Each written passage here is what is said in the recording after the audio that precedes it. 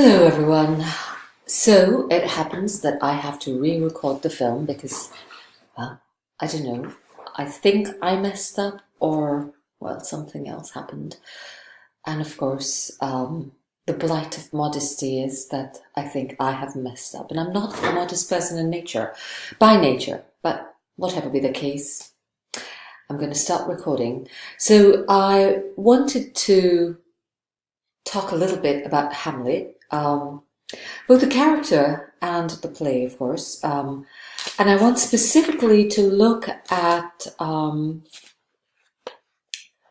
not going to speak so much about the to be or not to be speech, but I shall refer to it or allude to it in my conversation. What I want to look at specifically is the gravedigger's scene, right? And to think about what exactly he identifies as the human condition or the human problem, if you will, and how that kind of seeps in, quite literally, into his rather contested speech about love in the same scene where he jumps into Ophelia's grave, right? So I'd like to look at the gravedigger scene. And I would like to look at the scene where he confronts his mother in her closet, right? In her bedchamber. Sorry, not closet, like bedchamber. Now these are, I would like to say, connected scenes, right? Connected scenes that kind of draw on Hamlet's misogyny, because they're both private spaces that he feels entirely comfortable invading, right? Because precisely they are female spaces or spaces allocated to female bodies, dead or alive. And it is also his sense of great entitlement towards disempowering these females that enables him to invade the spaces rhetorically and literally, right?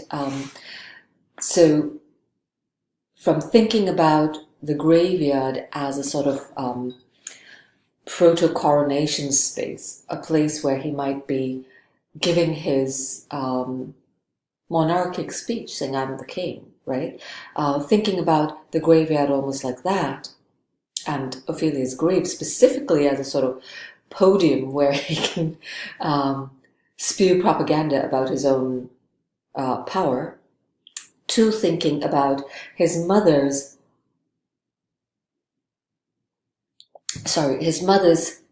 private room and private chamber as a space where he can violate her, right? Where he can violate her and hers. So I would like to really draw on a sort of continuum of Hamlet's misogyny, which informs his theories about the human condition, right? So I think misogyny for him is intrinsic to being human, and that's what he's trying to impose on others. And certain characters, very specifically the female characters, resist this, right? Resist his arc of humanity. So I would like us to focus on these two scenes or I will focus on these two scenes rather in my lecture as I develop a sort of, I develop sort of story about these gaps that we so often overlook, right? In the play that is otherwise overwhelmingly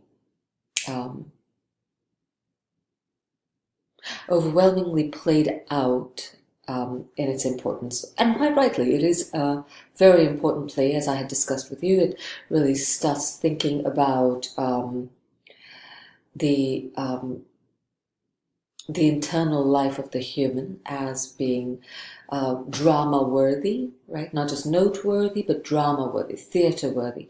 So that is, of course, a phenomenon of the Renaissance after the early modern period, but it is, I think, particularized and epitomized in a play like Hamlet, right? So it is rightfully an important play that's taught in the great books kind of courses. But what happens in those environments where the greatness of the play is fetishized is that the gaps get to be flattened out, right? We throw some sort of bizarre bridges over these gaps just to make it through and not have any sort of sense of the undulations in the text. So with that said, let me carry on. I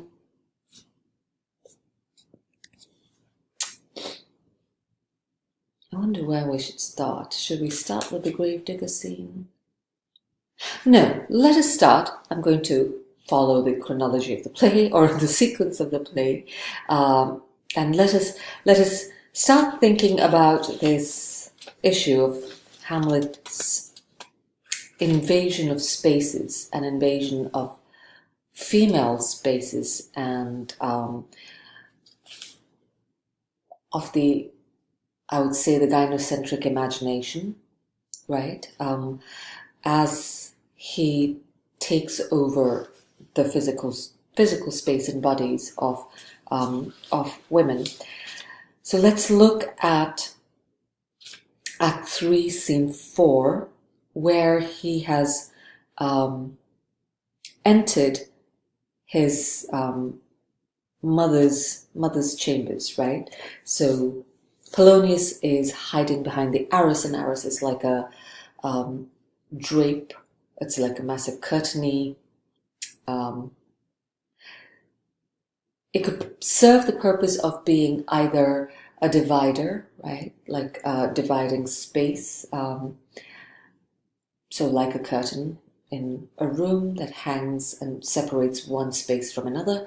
Or it could serve just a purely decorative wall-hanging type function, right? So Polonius is hidden behind the arras, and Hamlet enters his mother's chambers, and he starts, well,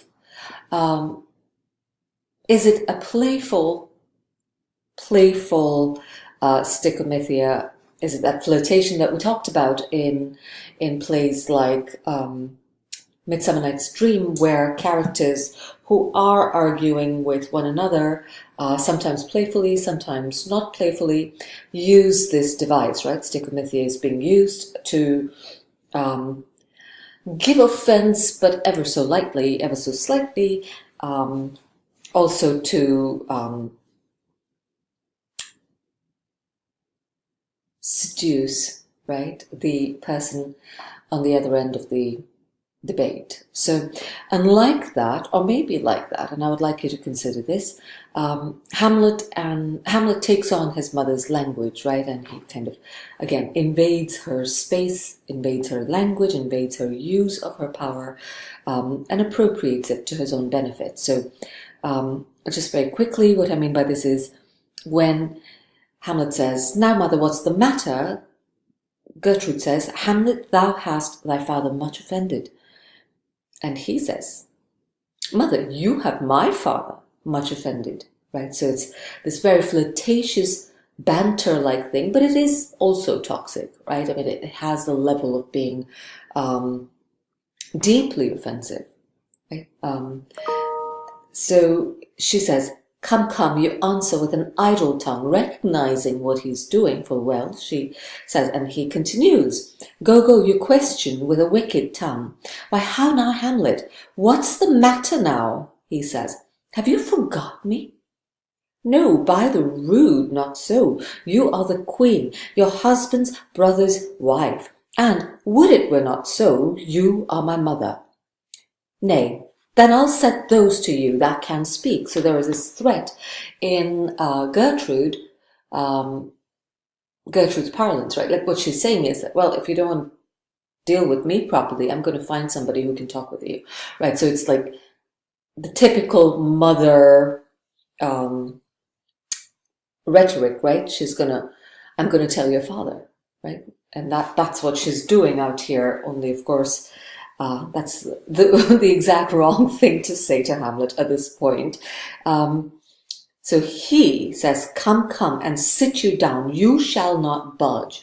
And this is where the invasion becomes obvious, right?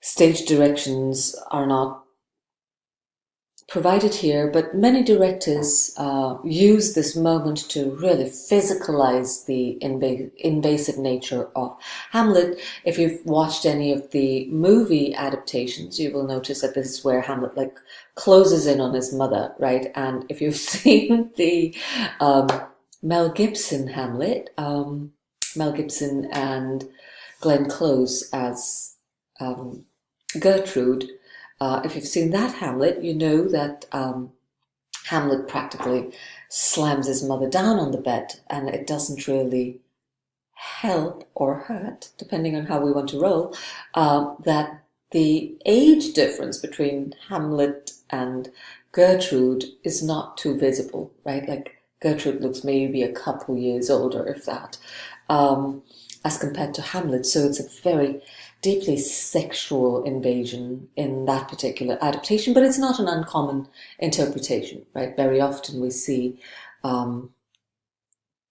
this moment in the play as being a sort of continuation of what he has been doing in the play within the play, in the mousetrap scene with Ophelia, where he's like practically invading her body, right? Like he wants to lie on her lap in public and is thinking country matters, with a pun obviously, on country, but it seems that he is very comfortable taking over female space and like inserting himself bodily into their space, right? Just ramming into their spaces. Even a nunnery, if we go back to a conversation we had in class, even a nunnery becomes a space that he seems to be able to invade, right? He seems to be able to send people off to the nunnery or have the authority to push them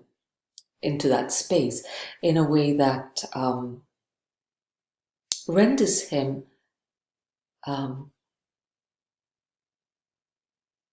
very much at ease, right? Renders him very much at ease with his own misogyny. And we don't see him do this with male spaces, right? I mean, he withdraws, if you recall, from Claudius's private space, right? He withdraws from that. He withdraws from most spaces that are inhabited by men in their private rumination or whatever, right? But he doesn't feel any need to do that with female spaces. So it's a kind of interesting way in which the play draws out the discrepancy, if you will, between Hamlet's perception of male bodies and male spaces and how these are to be held as inviolable, untainted, inviolable spaces, and female bodies and spaces that are